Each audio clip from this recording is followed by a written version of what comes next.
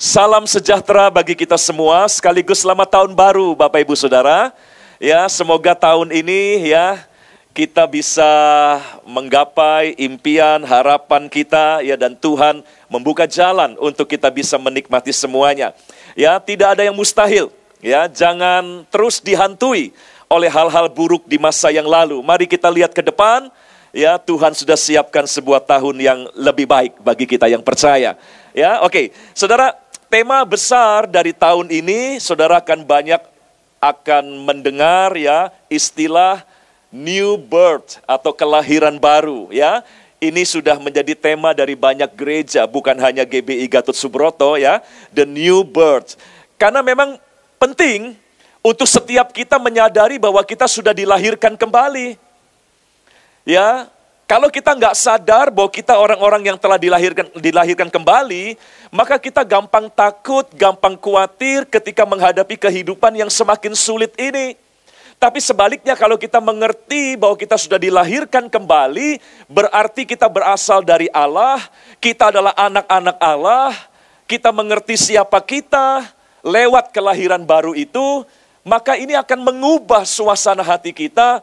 Ya, itu bisa meredam ketakutan, kekhawatiran yang bisa datang waktu kita berhadapan dengan kehidupan yang semakin berat dan semakin sulit ini. Kalau kita sadar kita adalah anak Allah, harusnya kita tidak perlu terlalu khawatir dalam menghadapi apapun juga. Mari kita lihat dalam Yohanes pasal yang ketiga, ayat yang ketiga. Ini ayat yang mungkin akan sering Bapak Ibu dengar ya dari mimbar ini. Karena dari sinilah tema tahun kelahiran yang baru itu. Yohanes 3 ayat yang ketiga, Yesus menjawab katanya. Jadi Yesus sendiri yang berkata, "Aku berkata kepadamu, sesungguhnya jika seseorang tidak dilahirkan kembali, ia tidak dapat melihat," bahasa lain, "mengalami kerajaan Allah." Jadi ini hal yang penting, ini bukan pilihan boleh atau tidak. Ya, artinya kalau bisa ya syukur, kalau enggak ya enggak apa-apa. Ini bukan opsional ya, ini sebuah keharusan yang Tuhan sendiri katakan menjadi syarat bagi setiap orang kalau mereka ingin menikmati atau masuk dalam kerajaan Allah. Kelahiran baru kita penting. Itu sangat berharga bagi setiap kita. Sama seperti akte lahir yang kita masih simpan hari ini. Kenapa surat yang namanya akte lahir itu masih kita jaga sampai hari ini, masih kita simpan dengan baik, sekalipun surat itu mungkin tulisannya sudah mulai buram, kertasnya sudah mulai kuning bahkan, ya, atau mungkin beberapa tulisannya sudah mulai hilang karena tertekuk dan terlipat, tapi kita tetap menjaga ya surat akte lahir kita, bukti lahir kita, karena itu adalah salah satu dokumen berharga dalam hidup kita. Ya, tanpa itu kita nggak bisa bikin KTP, tanpa itu kita nggak bisa ya buka rekening bank karena kita nggak punya KTP-nya juga. Kita akan banyak mengalami kesulitan di negeri ini jika kita tidak punya dokumen yang namanya akte kelahiran kita.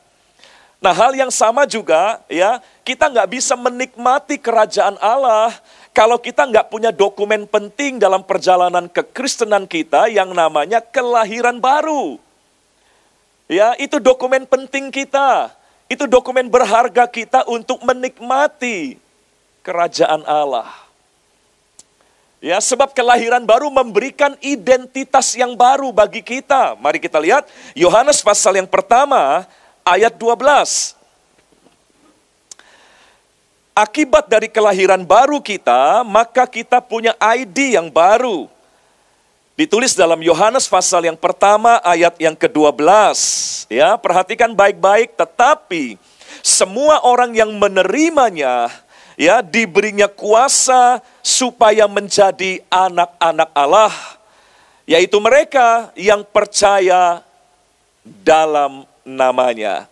Ya, kelahiran baru kita membuat kita disahkan, ya, kita mempunyai legalitas sebagai anak-anak Allah.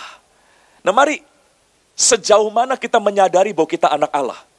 Itu akan menentukan Ya, bagaimana kualitas hidup kita di tengah kehidupan yang semakin berat ini. Ya, orang kalau sadar dirinya anak Allah, maka apapun tantangannya, dia bisa mengatasi rasa takut dan khawatir yang datang. Karena dia sadar dia anak Allah. Ya, saudaraku. Karena dia sadar, ya, dia punya Bapa yang baik. Sebagai anak Allah, kita diingatkan bahwa kita punya Bapa yang baik. Satu hari saya sedang dalam kekhawatiran. Ada ketakutan, kecemasan yang menyerang hati saya di mobil, tiba-tiba di depan mobil saya berhenti, ya, sebuah mobil dengan stiker besar, "Kamu pikir kamu siapa?" Itu stikernya. Ya, memang itu stiker provokasi, saudaraku, ya. Kamu pikir kamu siapa? Tapi saya nggak tersinggung ketika melihat stiker itu. Saya justru bersyukur karena saya sedang khawatir. Stiker itu seolah-olah menyadarkan saya, ya, kamu pikir kamu siapa? Kok harus khawatir seperti itu kalau saya boleh terjemahkan? Ya, remanya buat saya seperti itu.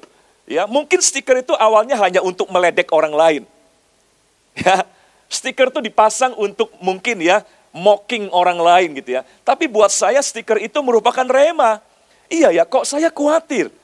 Ya, padahal saya anak Tuhan. Saya sudah dilahirkan baru. Saya sah, ya, saya legal sebagai anak-anak Allah. Nah, ini pertanyaan penting juga untuk Bapak Ibu hari ini. Saya ingin juga kita merenungkan pertanyaan ini. Kamu pikir kamu siapa? Kehidupan ini akan menantang kita dengan pertanyaan yang sama. Mau sembuh? Kamu pikir kamu siapa? Seperti Goliat. Ketika didatangi Daud, Goliat ya mengejek Daud, mengutuki Daud, ya, dengan berkata, "Kamu pikir saya siapa? Berani-beraninya kamu datang menantang saya. Anjingkah aku?" Tapi untung Daud adalah seorang yang menyadari siapa dirinya di dalam Tuhan. Ya, sehingga Daud tidak bisa diintimidasi. Daud tidak bisa ditakut-takuti dan tidak bisa diteror. Ya, Daud tetap berani menghadapi Goliat, bukan karena dia lebih besar dari Goliat, tapi karena dia tahu siapa dirinya di dalam Tuhan. Orang yang sadar siapa dirinya di dalam Kristus, maka tidak akan terhentikan oleh masalah apapun dalam hidup ini. Makanya ini pertanyaan penting untuk kita renungkan. Kamu pikir kamu siapa? Ya, kalau jawaban kita benar, kita bisa mengatasi semua ya tantangan dalam hidup kita. Tapi sayang banyak orang tidak sadar bahwa dirinya adalah anak Allah. Itulah sebabnya saya bersyukur tahun ini ya tema tentang kelahiran baru menggaung kembali. Supaya itu mengingatkan kita bahwa kita sudah dilahirkan kembali. Kita adalah anak-anak Allah. Jadi kalau dunia menantang kita, kamu pikir kamu siapa? Berani-beraninya bermimpi setinggi itu. Berani-beraninya berharap sebesar itu. Berani-beraninya kamu optimis bahwa kamu akan diberkati, dipulihkan dan sebagainya. Kamu pikir kamu siapa? Ya, dunia berusaha menciutkan hati kita. Ya, seperti Goliat berusaha menciutkan hati Daud. Kamu pikir kamu siapa? Anjingkah aku di hadapanmu? Ya, saudaraku. Kalau dunia sedang ya menantang kita dengan pertanyaan itu, kamu pikir kamu siapa? Kita bisa jawab, saya anak Tuhan. Di hadapan sakit penyakit, di hadapan persoalan-persoalan yang sedang kita hadapi hari-hari ini, ya, kita bisa berkata, saya anak Tuhan. Saya punya pengharapan.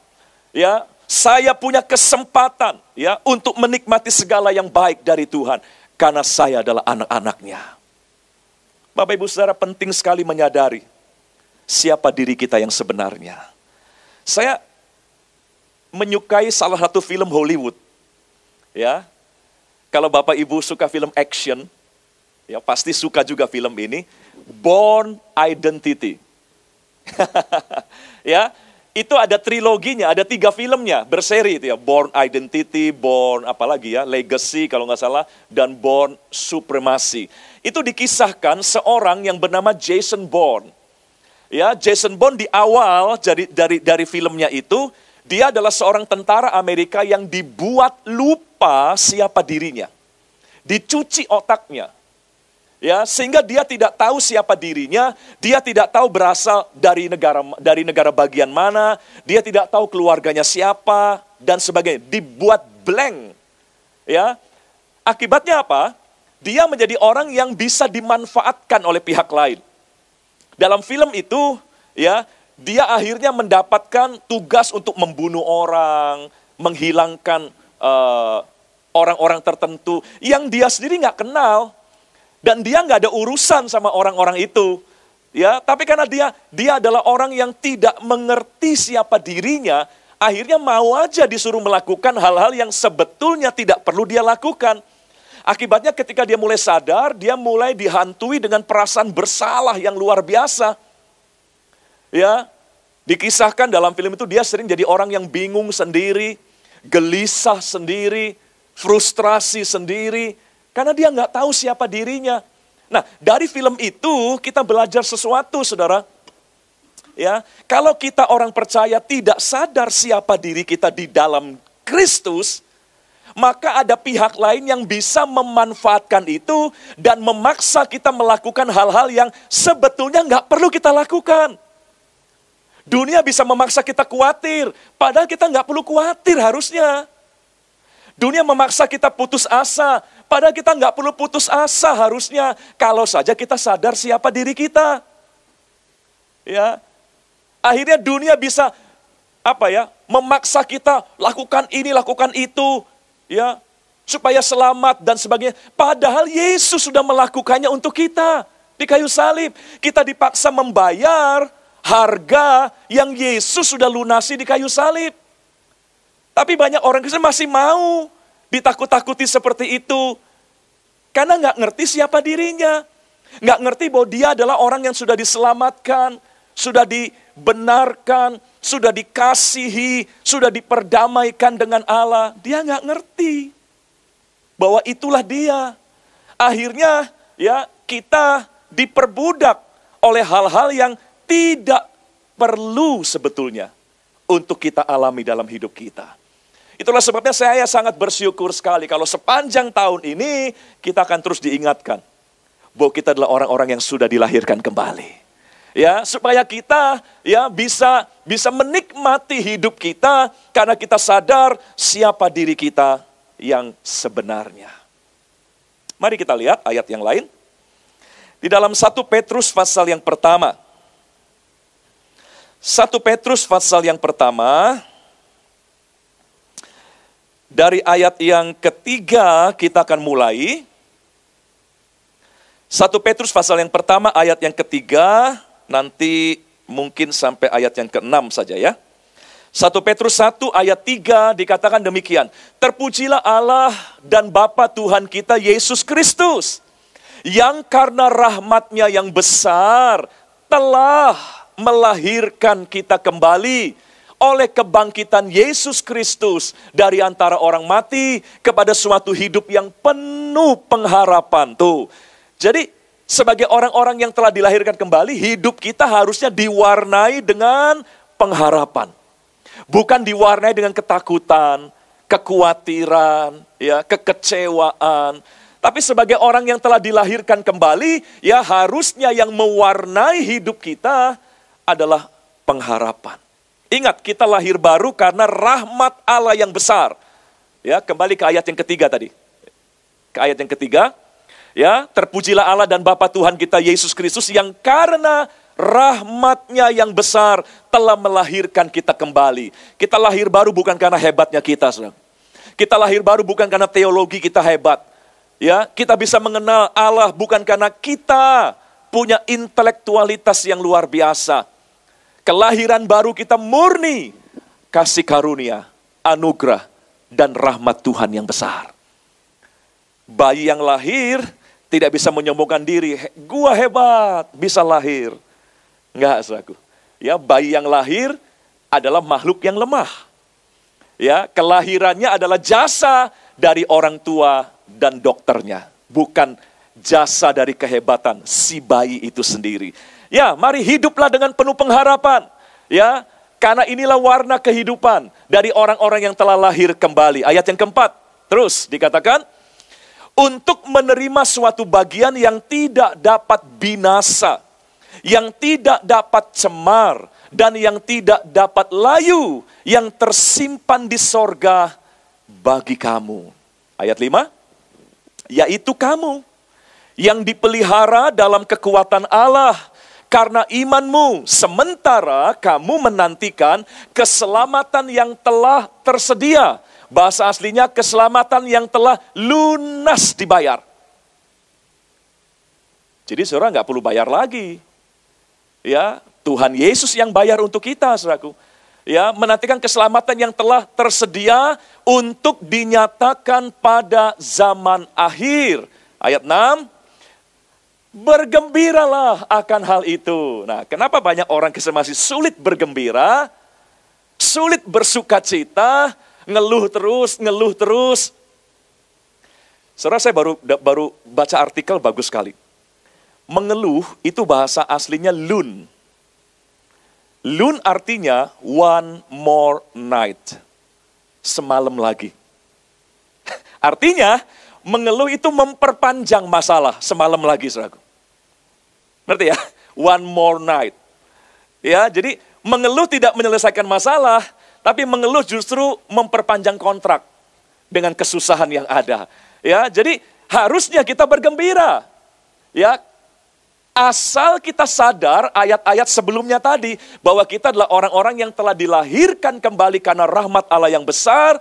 Kita adalah orang-orang yang punya warisan yang tidak dapat layu, tidak dapat binasa, yang tersimpan di sorga. Dan kita dipelihara oleh kuasa Allah yang besar. Harusnya kita bergembira. Ayat yang ke-6 tadi, bergembiralah akan hal itu. Ya, sekalipun sekarang ini, kamu seketika harus berduka cita oleh berbagai-bagai pencobaan. Kelahiran baru tidak membuat hidup jadi mudah. Ya, kelahiran baru tidak membuat hidup jadi gampang.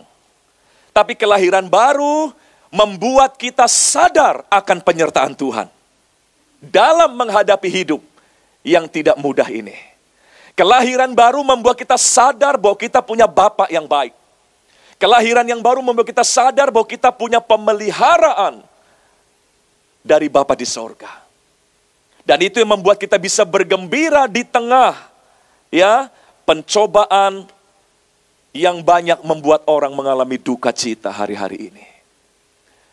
Saudara, kita bisa menjaga damai sejahtera kita.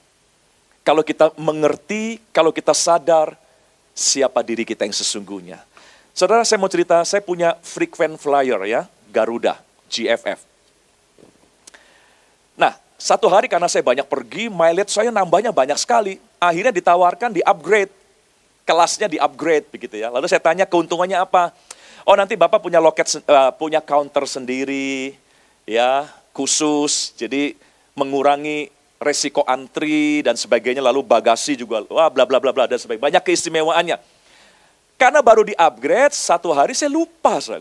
Ya, saya datang ke sebuah airport, agak mepet waktunya. Ya, kemudian waktu saya mau check-in, waduh antriannya udah panjang. Ya saya refleks ya, ikut di jalur antrian. Sekalipun udah panjang, udah kesel. Ya, udah ya lama nih pasti nih ya. Saya nggak ingat bahwa keanggotaan saya baru di-upgrade, saudaraku. Saya nggak ingat sama sekali, bless nggak ingat. Ya udah antri, ya. Tiba-tiba ketika sudah 15 menitan kira-kira antri, untung ada staf yang nanya, ya. Bisa lihat tiketnya, bisa lihat membershipnya. Begitu saya tunjukkan, dia bilang, loh Bapak nggak perlu di sini antri. Bapak punya counter sendiri. Ya, tuh lihat kosong. Ya, Bapak bisa ngurus sendiri. Aduh, saya pikir, ya, kok nggak inget dari tadi gitu. Ya, sudah 15 menit menggerutu. 15 menit, ya istilahnya udah mangkel begitu ya.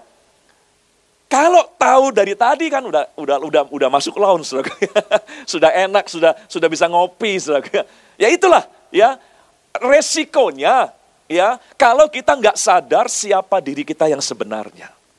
Ya itulah sebabnya izinkan firman Tuhan mengingatkan kembali kita ini siapa sih di dalam Kristus Yesus Tuhan kita. Ya, Dia yang telah mengasihi kita 2000 tahun yang lalu. Dia yang telah mengubah status kita dari orang yang harus dihukum menjadi orang yang menikmati hidup yang kekal. Dari orang yang harusnya kena kutuk menjadi orang yang hidup dalam berkat dan kasih Allah. Dari orang-orang yang tidak dikenal, yang jauh, menjadi orang-orang yang dipanggil untuk dekat. Ya, sehingga dikatakan Allah di dalam kita, Dia bersama kita, Dia bagi kita, dan sebagainya. Harusnya kalau kita menyadari semua hal tentang kita di dalam Kristus, maka seharusnya kita bisa tetap menikmati sukacita, damai sejahtera, sekalipun memang hidup tidak berubah jadi mudah. Ya, dan kita bisa menentukan sikap kita. Kita nggak perlu harus ikut-ikutan berbuat dosa, karena kita tahu kita telah dikuduskan oleh Tuhan. Ya, kita telah dibenarkan. Kita bisa menjaga diri kita. Saya punya cerita begini, Prancis, saudaraku ya. Sebelum yang sekarang Republik, dulu Prancis pernah ya bentuknya monarki, kerajaan. Raja terakhir mereka adalah Louis ke-16. Ya, Raja Louis ke-16. Itu digulingkan, ya. Lalu berubahlah Prancis dari monarki menjadi republik. Lewat peristiwa yang terkenal dengan istilah revolusi Prancis. Ya, termasuk Renaissance dan sebagainya, dari situ semua peristiwanya. Nah, Raja Louis ke-16 ini ketika digulingkan, dia punya anak. Masih 10 tahun. Namanya Louis Charles. Nah, Louis Charles ini ya sudah tahu bahwa dia dipersiapkan jadi raja selanjutnya sebetulnya. Ya, sudah tahu bahwa dia adalah anak raja dan dia sedang dipersiapkan jadi raja berikutnya. Tapi keburu digulingkan ayahnya, sehingga dia nggak bisa jadi raja lagi karena sudah republik Prancis. Tapi ada cerita begini. Para penggulingnya, ya, para pengguling dari dinasti monarki Prancis mengambil keputusan mengasingkan Louis Charles ini ke sebuah tempat yang jauh, terpencil, ke sebuah tempat yang komunitasnya tidak beradab. Jadi sebuah tempat yang penduduknya liar, hidup seenaknya, tidak bermoral dan sebagainya. Tujuannya apa? Supaya anak ini tidak tahu bahwa dia adalah calon raja. Supaya anak ini berbaur, melakukan hal-hal yang tidak bermoral, ya, ikut-ikutan, ya, dengan gaya hidup yang bebas begitu ya. Sehingga dia lupa bahwa dia adalah anak yang berasal dari keturunan raja dan dia lupa bahwa dia disiapkan jadi raja. Maksudnya begitu.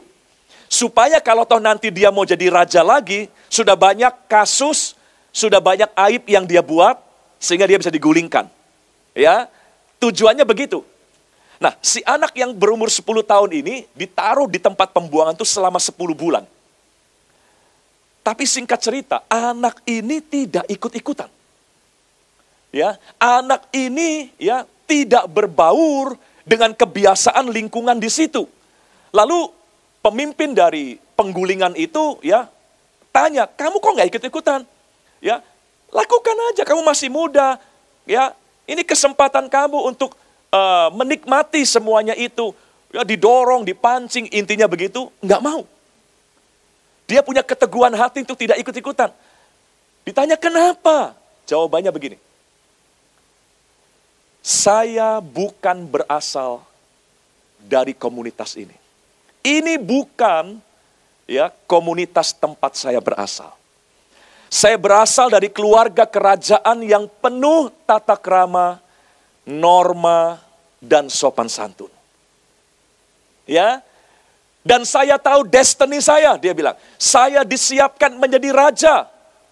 Jadi saya mengambil pilihan ya untuk tidak ikut-ikutan karena lingkungan ini bukanlah lingkungan tempat saya berasal dan bukanlah lingkungan tempat saya tertuju nanti. Nah, ini ya bukti dari cerita ini saya langsung ambil kesimpulannya, ya ini bukti. Orang kalau tahu siapa dirinya, itu akan menentukan sikap dan perbuatannya. Ya, kalau kita mengerti bahwa kita orang dari status sosial yang tinggi, tentu kita nggak akan mau ikut-ikutan melakukan hal-hal yang biasa dilakukan oleh orang-orang yang jauh lebih rendah daripada kita. Ya, kita nggak mau kotor-kotoran, kita nggak mau ya mencoreng muka kita sendiri begitu. Karena kita sadar kita dari level yang lebih tinggi. Itu contoh yang paling umum saja. Ya, nah itulah ya keuntungan ya berkat kalau kita menyadari siapa diri kita. Yang pertama kita nggak gampang khawatir. Ya, kalau dunia ajak kita khawatir, kita bisa berkata, enggak, saya anak Tuhan kok.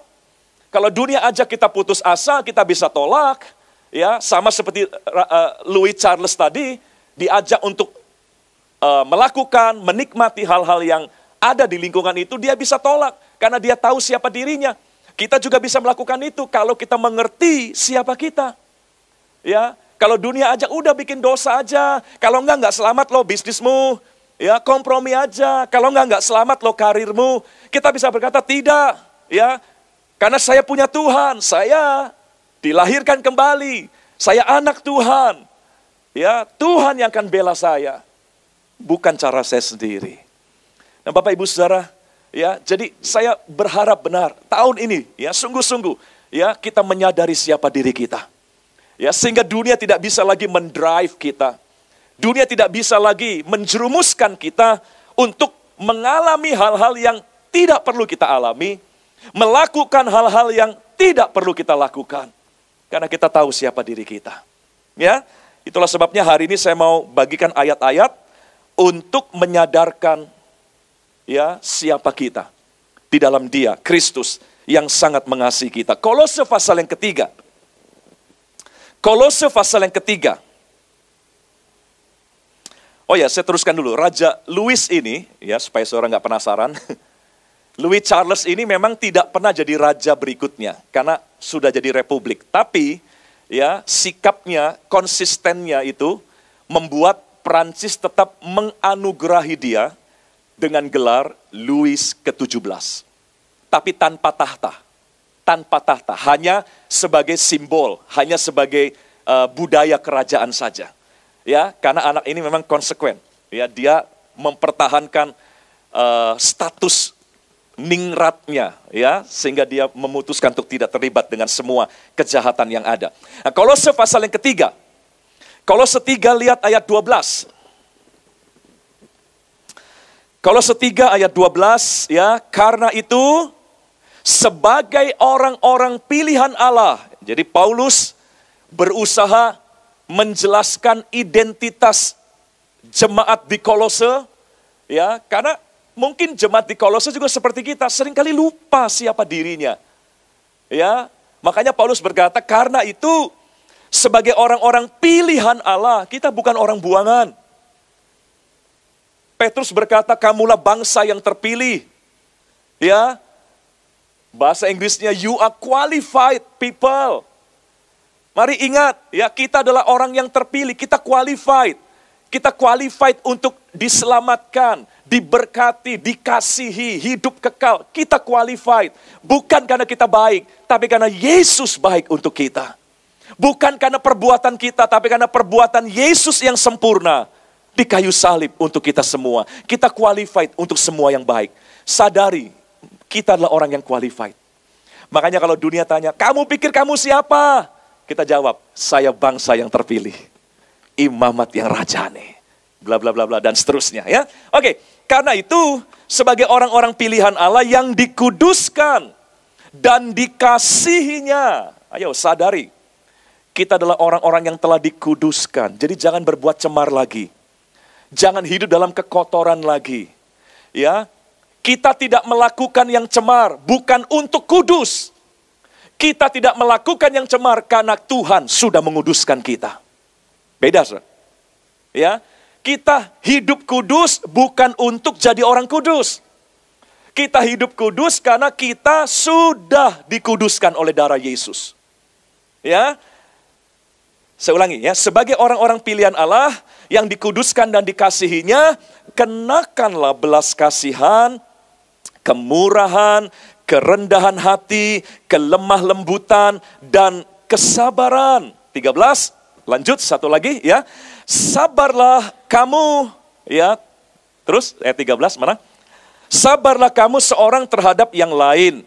Ya, dan ampunilah seorang akan yang lain apabila yang seorang menaruh dendam terhadap yang lain. Sama seperti Tuhan telah mengampuni kamu. Kamu perbuat jugalah demikian. Jadi dari dua ayat ini saya mau ingatkan begini. Siapa kita? Kita adalah orang-orang yang telah diampuni, diselamatkan, dikuduskan, dipilih oleh Tuhan. Ya. Jadi kita melakukan semuanya bukan buat kejar target supaya saya diselamatkan, supaya saya dipilih, supaya saya dikasihi Tuhan. Tadi dalam kebaktian yang pertama, ya, saya jelaskan bedanya hukum yang lama dengan hukum yang baru di dalam Tuhan. Hukum yang lama, ya, nuansanya begini, saya lakukan ini supaya Tuhan memberi sesuatu kepada saya. Makanya kita melakukannya dengan stres. Karena seperti kejar target, sudah cukup belum ya? Ketaatan saya sudah baik belum ya? Nggak ada ukurannya. Lalu lihat orang lain lebih taat, kita langsung minder. Waduh, saya nggak diberkati dong. Dia yang pantas diberkati kalau begitu. Hukum yang lama membuat kita tidak punya kepastian. Hukum yang lama membuat kita stres, karena seperti kejar target. Tapi hukum yang baru berkata, ya, kamu harus saling mengasihi seperti aku sudah mengasihi kamu. Jadi kita melakukan sesuatu bagi Tuhan, bukan supaya Tuhan memberikan sesuatu kepada kita, tapi kita melakukan segala sesuatu karena Tuhan sudah memberikan banyak hal kepada kita. Nah, hal yang sama juga begitu. Kita harus mengampuni, ya, sama seperti Tuhan telah mengampuni kamu. Jadi Bapak Ibu Saudara, ayo lakukan semuanya dengan kesadaran karena Tuhan sudah baik buat saya. Tuhan sudah memberi segalanya buat saya. Jadi ke gereja bukan lagi buat mancing Tuhan. Nih Tuhan, saya hadir ya. Kasihi saya ya. Dukung saya ya. Pelihara saya ya. Saudara, sangat disayangkan. Ternyata di balik semua ibadah kita ternyata hanya modus belaka. Ya, ada hidden agenda tadi. Ada agenda tersembunyi. Yang kita lakukan sepertinya ya mengasihi Tuhan, tapi ternyata yang ada kita hanya mengasihi diri sendiri. Ya, karena yang kita lakukan semuanya hanya pancingan supaya Tuhan baik, supaya Tuhan gak marah, supaya Tuhan memberkati, mengasihi, melakukan mujizat dan sebagainya. Bapak Ibu Saudara, ya, kita harus sadar bahwa Tuhan sudah melakukan semuanya untuk kita. Dia yang kaya rela jadi miskin untuk kita. Bahasa lain berkata dia rela bangkrut supaya kita dipenuhi dengan seluruh kepenuhan Allah. Ya, Allah yang Yesus yang tidak mengenal dosa rela jadi dosa supaya kita yang berdosa dibenarkannya di dalam Dia. Apalagi yang belum Tuhan lakukan buat kita. Ya, Dia berkata it is finished, selesai. Artinya apa? Aku sudah habis-habisan. Ya, sadari itu. Kita adalah orang-orang yang telah diberkati dengan seluruh kepenuhan Allah. Makanya semua yang kita lakukan bukan buat mancing dia lagi. Tapi semua yang kita lakukan adalah sebagai rasa syukur. Karena dia telah melakukannya untuk kita terlebih dahulu. Ya, saudaraku. Lihat yang lain dalam Titus pasal yang ketiga. Nah, di sini cukup banyak ayatnya. Ayat yang pertama kita mulai lihat Titus pasal yang ketiga. Ayat 1 nanti mungkin sampai ayat 8 nih. Enggak apa-apa ya, pelan-pelan ya. Titus 3 ayat yang pertama dikatakan, ingatkanlah mereka supaya mereka tunduk pada pemerintah dan orang-orang yang berkuasa, taat dan siap untuk melakukan setiap pekerjaan yang baik. Ayat 2, janganlah mereka memfitnah, janganlah mereka bertengkar, hendaklah mereka selalu ramah dan bersikap lemah lembut terhadap semua orang. Ayat 3, karena dahulu kita juga hidup dalam kejahilan, tidak taat, sesat, menjadi hamba berbagai-bagai nafsu dan keinginan, hidup dalam kejahatan dan kedengkian, keji, saling membenci. Ayat 4, Tetapi ketika nyata kemurahan Allah Juru Selamat kita, itu 2000 tahun yang lalu di Golgota, dan nyata kasihnya kepada manusia, ayat 5, pada waktu itu, ya, pada waktu itu. Jadi waktu kasih Allah dinyatakan 2000 tahun yang lalu, pada waktu itu dia bukan akan, tapi telah menyelamatkan kita. Jadi saya mau ingatkan, ya, setiap kita di dalam Yesus, ya, ID kita adalah orang-orang yang telah diselamatkan. Ya, jangan ragu, bukan karena kebaikan kita, tapi karena kebaikan Allah untuk kita umat manusia. Pada waktu itu dia telah menyelamatkan kita bukan karena perbuatan baik yang telah kita lakukan, tetapi karena rahmat-Nya oleh pemandian kelahiran kembali dan oleh pembaharuan yang dikerjakan, ya, oleh Roh Kudus. Ayat yang ke-6, yang sudah dilimpahkannya kepada kita oleh Yesus Kristus Juru Selamat kita. Ayat 7, supaya kita sebagai orang-orang yang dibenarkan, ini ID kita. Kita orang benar. Bukan karena kita baik, tapi karena Allah baik. Ya, sebagai orang yang dibenarkan oleh kasih karunia-Nya, berhak menerima hidup yang kekal sesuai dengan pengharapan kita. Ayat 8, kalau masih ragu, ayat 8, ya, dikatakan perkataan ini bagaimana? Benar. Ayo jangan ragu. Ya, ID kita adalah kita orang-orang yang telah diselamatkan, telah dikasihi, telah dibenarkan. Perkataan ini benar. Aku mau supaya engkau dengan yakin menguatkannya. Ya, agar mereka yang sudah percaya kepada Allah sungguh-sungguh berusaha melakukan pekerjaan yang baik. Jadi melakukan pekerjaan yang baik bukan buat diselamatkan, karena ayat sebelumnya kita telah diselamatkan. Melakukan pekerjaan yang baik bukan buat supaya Allah mengasihi kita. Karena dalam ayat sebelumnya Allah sudah menyatakan kasih-Nya pada waktu itu untuk setiap kita. Ya, kita melakukan pekerjaan yang baik, itulah yang baik dan berguna bagi manusia. Jadi Bapak Ibu Saudara, dari ayat ini semua, ya, Paulus rupanya ingin menyadarkan siapa kita. Supaya kita bisa, ya, menghadapi segala tantangan tidak dengan, ya, ketidakpastian lagi. Tidak dengan keraguan-raguan lagi. Aduh, Tuhan menyertai saya apa enggak ya kali ini? Ya, Tuhan dukung saya apa enggak ya? Tuhan backup saya apa enggak ya? Tuhan memberkati saya apa enggak ya? Itulah yang membuat jemaat mula-mula tidak takut dengan aniaya pada zaman itu. Itulah yang membuat, ya, orang-orang percaya pada gereja mula-mula, ya, tidak kecut dan tawar hati di hadapan, ya, penyiksaan-penyiksaan yang sangat tidak manusiawi dalam sejarah mereka. Karena mereka sadar siapa diri mereka di dalam Tuhan. Salah seorang tokoh gereja mula-mula namanya Polikarpus. Bukan pilot Garuda itu. Ya, Polikarpus. Dia adalah murid dari Yohanes. Ya, murid Yesus yang hidup paling lama, ya, karena dia mati di Pulau Patmos, Yohanes. Muridnya Yohanes ini adalah salah satunya Polikarpus. Nah, Polikarpus ini menjadi gembala jemaat di Smyrna. Salah satu jemaat yang dikirimi surat dalam kitab Wahyu. Jemaat di Smyrna.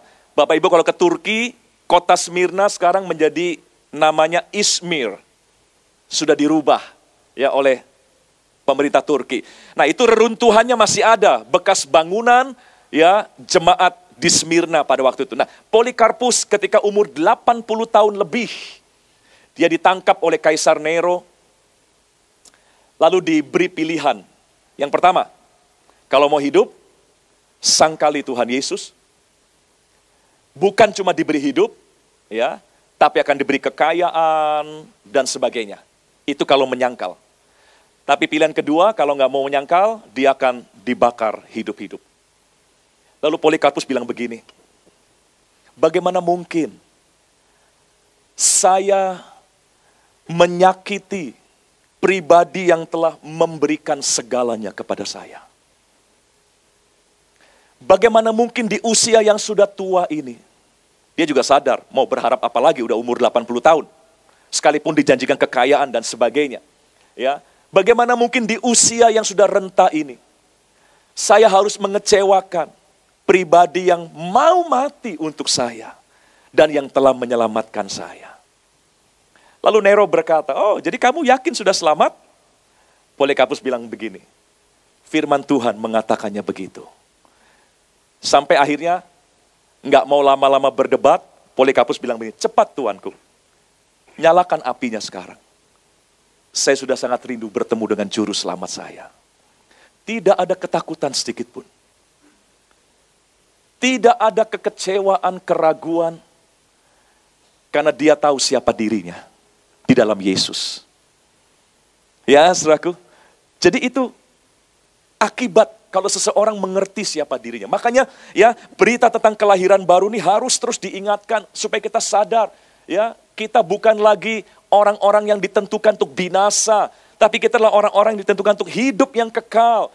Kelahiran baru kita menjamin kita masuk dalam kerajaan Allah. Mari bergembiralah akan hal itu Bapak Ibu Saudara. Sekalipun hidup memang tidak mudah. Hidup memang penuh tantangan. Tapi kita bisa menghadapinya dengan lebih tenang. Karena kita tahu siapa diri kita yang sesungguhnya. Anugerah itu masih ada. Saudara mungkin berkata saya nggak layak. Justru Tuhan sangat tertarik dengan ketidaklayakan kita. Makanya dia tawarkan anugerahnya bagi orang-orang yang tidak layak. Roma 5 ayat 8, kalau mau dibuka boleh. Tadi pagi saya sudah sebutkan ayat ini juga. Roma 5 ayat 8 berkata, ya, Allah menyatakan kasih-Nya dengan memberikan Yesus untuk mati bagi kita ketika kita sudah baik. Seperti yang agama-agama ajarkan, baik dulu dong, baru Tuhan baik. Ya, kekristenan tidak seperti itu. Kekristenan berkata Tuhan lebih dahulu berbuat baik kepada kita. Maka kita harus hidup baik bagi Dia. Ya, Allah mengasihi kita, memberikan Kristus untuk mati bagi kita ketika kita masih berdosa. Bukan ketika kita sudah kudus, sudah benar, tidak. Saudara, hari ini kembali anugerah Tuhan ditawarkan. Ayo, kalau kita ingin melihat dan menikmati kerajaan Allah, ya, kita bisa tetap punya damai, ketenangan dalam menghadapi segala sesuatu. Pastikan bahwa engkau sudah lahir baru. Dan untuk lahir baru, terima Yesus sebagai Tuhan dan Juru Selamat kita. Ya, undang Dia menjadi Raja dalam hidup kita. Akui bahwa kita orang berdosa. Akui bahwa kita butuh Juru Selamat. Lalu terima Dia sebagai Juru Selamat kita. Maka hari itu juga kita dilahirkan kembali. Dan dengan akte kelahiran kita yang baru, kita akan menikmati kerajaan Allah. Satu hari saya dikejutkan, saya nasabah sebuah bank. Saya nggak perlu sebut namanya ya. Tiba-tiba ada seorang ya dari marketingnya begitu ya, menawarkan, Pak, di-upgrade dong, jadi priority. Wah, saya bilang, nggak cukup tabungannya, saya bilang. Ya, kan syaratnya bla bla bla bla bla dan sebagainya. Iya sih, cuma lagi ada spesial program, Pak. Wah, saya tertarik. Ya, singkatnya begini, saya tetap sebetulnya tidak qualified, sebetulnya. Cuma gara-gara spesial program itu, saya dianggap qualified. Ya, akhirnya saya masuk, Pertama saya curiga, ini paling-paling cuma setahun pertama nih, udah gitu nanti cuma pancingan, suruh nabung lebih banyak lagi. Nyata enggak, sampai hari ini masih, ya, sampai hari ini itu masih berlaku. Wah, hebat juga nih Bang, ya. Dan banyak akhirnya privilege yang saya dapatkan, ya. Waktu berurusan di counter kan kalau orang priority kan kita punya lounge tersendiri ya, kita nggak usah di counter umum gitu ya, di teller umum begitu ya. Kita ada ruang sendiri di lounge, ada kopi dan sebagainya. Nah, akhirnya berapa kali ke sana ketemu jemaat, Saudara. Wah, hebat Bapak. Ya. Tabungannya banyak ya, Pak. Waduh, jadi malu, Saudara. Saya bilang ini saya di lounge ini karena anugerah, saya bilang. Ya, saya bisa ada di lounge ini karena kasih karunia, saya bilang. Karena ada spesial program, Saudara. Ya. Tapi dari kasus ini, ya itulah kita semua di hadapan Tuhan. Ya, tabungan kebaikan kita nggak pernah cukup kan? Udah ngaku aja lah.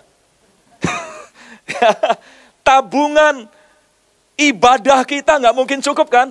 Untuk menjadi syarat kita jadi anak Allah. Ya, saudaraku, tabungan moralitas kita, tabungan kebajikan kita nggak akan cukup, saudaraku. Yesus saja nggak mau disebut guru yang baik.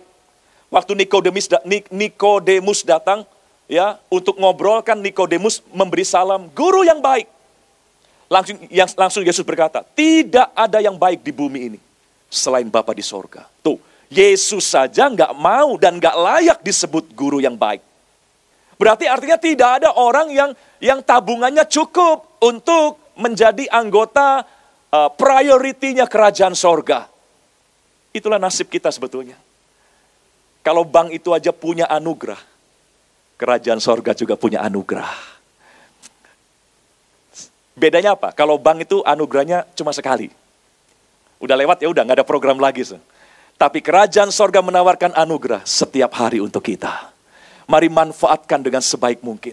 Ya, saya challenge Bapak Ibu, siapa tahu ada yang belum terima Yesus sebagai Tuhan dan Juru Selamat pribadinya. Ayo hari ini, kerajaan sorga memberikan tawaran yang spesial untuk kita. Mungkin saudara berkata, ya aku terlalu nggak layak. Justru, ya Tuhan ingin datang dan memberikan yang terbaik untuk Bapak Ibu yang merasa tidak layak. Ya, saudaraku, terimalah itu. Ya, supaya kita akhirnya bisa masuk menikmati privilege, ya, sebagai anggota keluarga kerajaan Allah. Ya, kita punya Bapa yang akan bertanggung jawab. Kita punya kerajaan, ya, yang akan memikirkan nasib kita. Ayat terakhir, pemusik bisa siap di tempat. Saudara, sekali lagi, ya, identitas yang baru ini kita dapat bukan karena kita baik, tapi karena Yesus baik untuk kita. Kita ini kalau boleh dikategorikan 3L. Kita ini adalah orang-orang yang, apa ya, the last, the least, and the lost. Ngerti ya? Kita ini, saudaraku, kita ini memenuhi syarat 3L ini, saudaraku.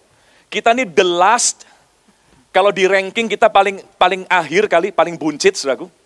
Kalau di ranking soal siapa yang paling baik, siapa yang paling kudus, kita ini the last, saudaraku. Ya, Paulus berkata, dari semua rasul, akulah yang paling hina. Paulus, apalagi kita, saudara. Kita ini the last, kita the least, yang paling kecil, yang paling terabaikan. Kita the lost, yang terhilang, yang tidak akan dianggap. Tapi dalam kerajaan Allah, yang terkecil bisa jadi yang terbesar. Yang terhilang bisa ditemukan kembali. Ya, yang yang terakhir bisa jadi yang terdepan. Bisa jadi the first. Ya, saudaraku, yang terkemudian bisa jadi yang terbelakang, yang terbelakang bisa jadi yang terkemudian. Kok jadi bingung saya. Ya, yang terdahulu bisa jadi terkemudian, ya, dan yang terkemudian bisa jadi yang terdahulu. Ya, semua bisa terjadi karena Tuhan punya anugerah, ya, untuk memilih yang sebetulnya tidak layak tadi. Ya, mari ayat terakhir ini biar menjadi alasan untuk kita, ya, bergembira dengan kekristenan kita, ya, karena kita tahu siapa diri kita di hadapan Tuhan. 1 Yohanes pasal yang keempat ayat 17. 1 Yohanes 4 ayat 17. Nah, saya minta tolong kalau bisa ada bahasa Inggrisnya lebih bagus, King James yang paling umum. Ya, dikatakan demikian, ya, dalam belum, nanti Indonesianya dulu ya. Oke, dalam hal inilah kasih Allah sempurna di dalam kita, yaitu kalau kita mempunyai keberanian percaya, kita harus punya keberanian percaya pada hari penghakiman nanti, kondisi kita adalah sama seperti Dia, yaitu Yesus, kita juga ada di dalam dunia ini. Kalau kita lihat bahasa Indonesia, kita masih agak bingung ya, ini apa artinya nih? Karena sama seperti Dia, kita juga ada di dalam dunia ini. Oke, bahasa Inggrisnya, King James. Langsung ke kalimat terakhir. As He is. Kalau saya boleh ganti, as Christ is, so are we in this world. Ya, as Christ is, so are we in this world. Sama seperti Kristus, demikian pula lah kita di dunia ini. Saya mau tanya, Kristus dikasihi Bapa apa enggak? So are we in this world. Kristus dibela Bapa apa enggak? So are we in this world. Ya, Kristus diberkati Bapa apa enggak? So are we in this world. Semua keberadaan Kristus, itulah keberadaan kita juga di dunia ini. Sekalipun di dunia, kita bukan orang yang sempurna. Kita bukan orang yang terus taat, hebat, tidak. Kita naik turun, jatuh bangun, dan sebagainya. Tapi karena rahmat Tuhan yang besar, karena pekerjaan Yesus yang sempurna di kayu salib, maka Dia berikan kekudusannya untuk kita. Ya, Dia berikan kebenarannya untuk kita. Dia berikan kemuliaannya untuk setiap kita. Sehingga apa yang menjadi keadaannya, itulah keadaan kita juga di dalam Dia. Mari tutup mata kita, tundukkan kepala kita bersama.